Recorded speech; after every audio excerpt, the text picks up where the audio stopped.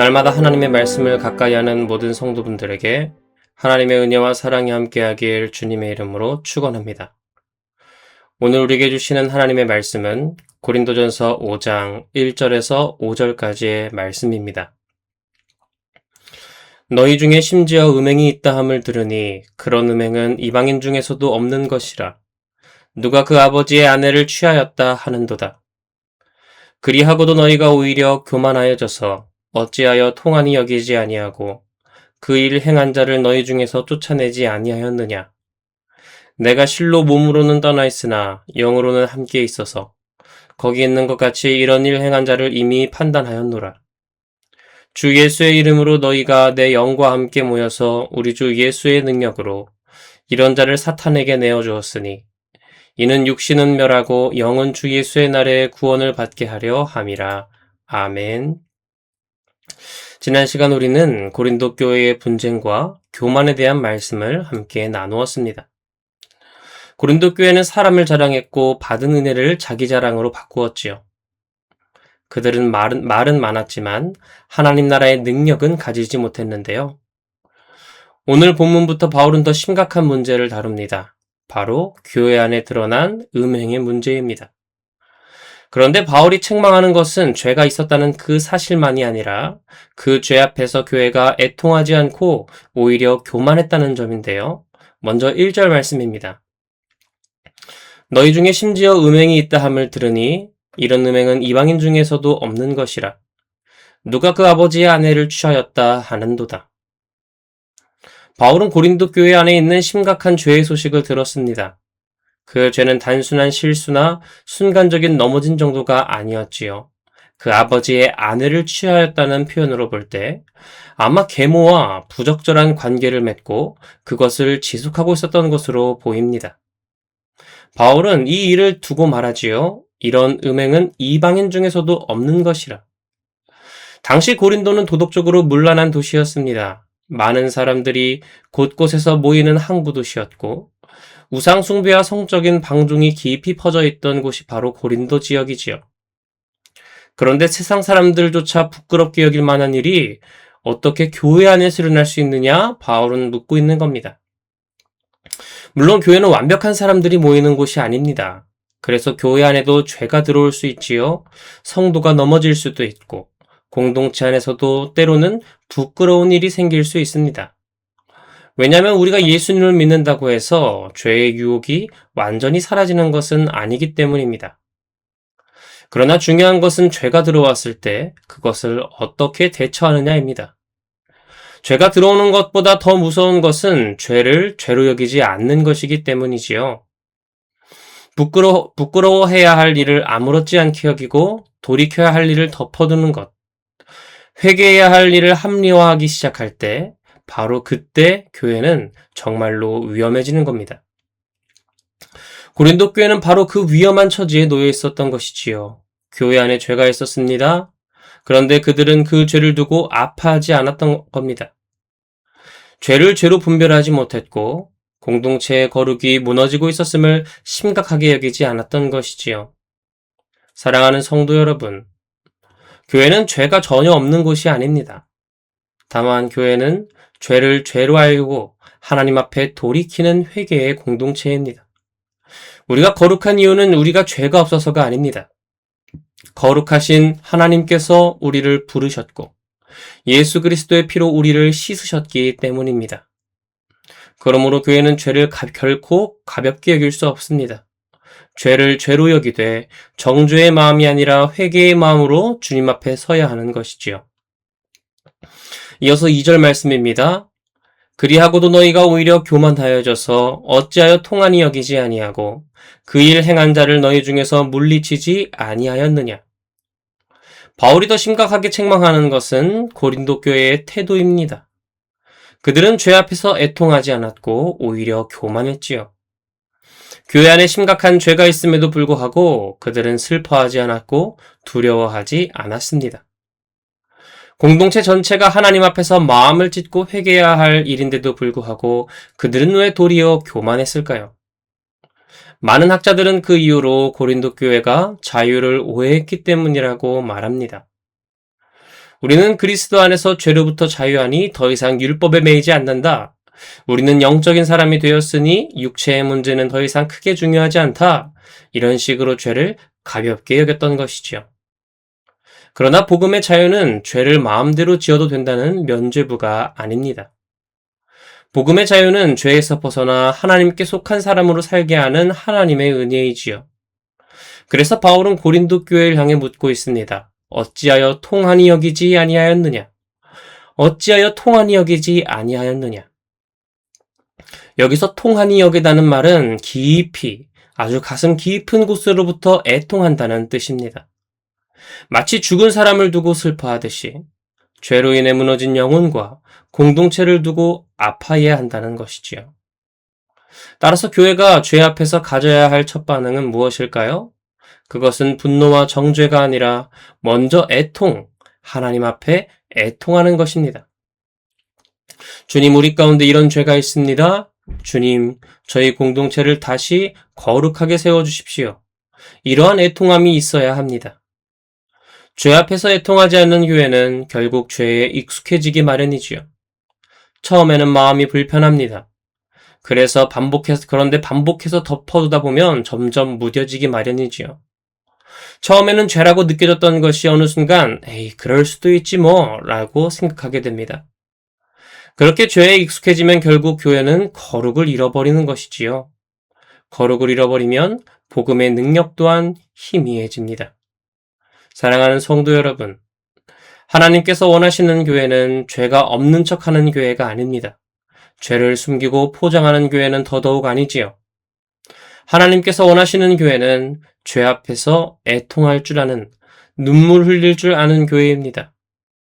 자신의 죄를 보고 마음 아파하고 공동체의 죄를 두고 함께 기도하며 무너진 영혼이 다시 회복되기를 간구하는 교회이지요.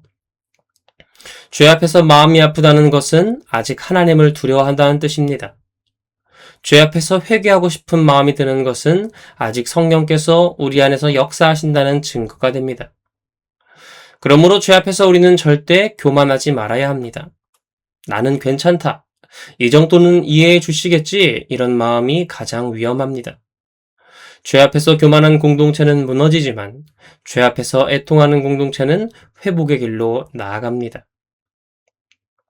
마지막 3절부터 5절까지의 말씀을 보니 바울은 이 문제를 아주 단호하게 다룹니다. 그는 몸으로는 고린도 교회와 떨어져 있었지만 마음으로는 함께 있었는데요. 그리고 이런 일을 행한 자를 이미 판단하였다고 말합니다. 여기서 우리는 이런 질문을 해볼 수 있지요. 아니, 바울은 앞에서는 함부로 판단하지 말라고 했는데 왜 여기서는 판단한다고 말할까? 성경 말씀을 잘 들여다보면 이 둘은 모순이 아님을 알 수 있는데요.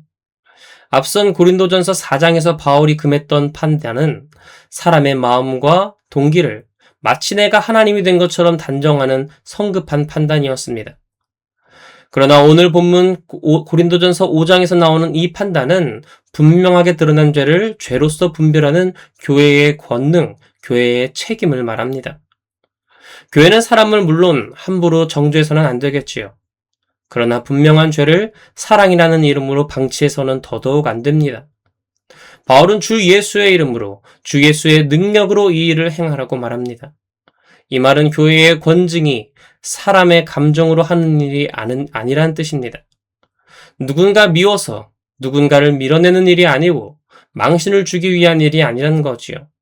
다만 교회의 머리 대신 예수 그리스도의 뜻 앞에서 공동체의 거룩을 지키고 그 영혼을 살리기 위해, 회복시키기 위해 매우 두렵고 조심스럽게 감당해야 하는 교회의 마땅한 책임인 것입니다.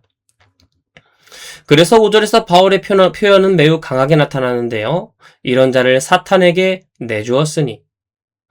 이 말씀을 단순한 저주나 지옥에 대한 선언으로 이해하면 안 됩니다.